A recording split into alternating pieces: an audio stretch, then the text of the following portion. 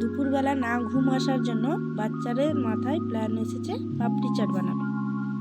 তারপর ওরা ওদের ছোট ছোট রান্নার জিনিসপত্র নিয়ে বসে পড়েছে পাপড়ি চাট বানাতে। নিজেদের আগ্রহে পাপড়ি ভেজে নিয়েছে, আলুও সেদ্ধ করে নিয়েছে। তারপর এখন তেঁতুল চটকানো হচ্ছে।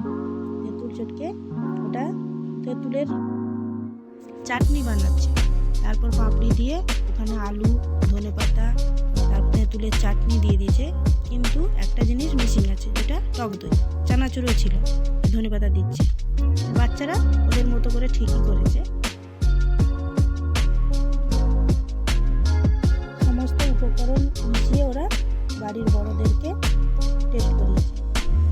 খেতে ভালো ছিল, নিজেরাও খেয়েছে, বেশ ভালো ছিল টেস্ট। ওদের ছোট্ট প্রচেষ্টা সার্থক হয়েছে।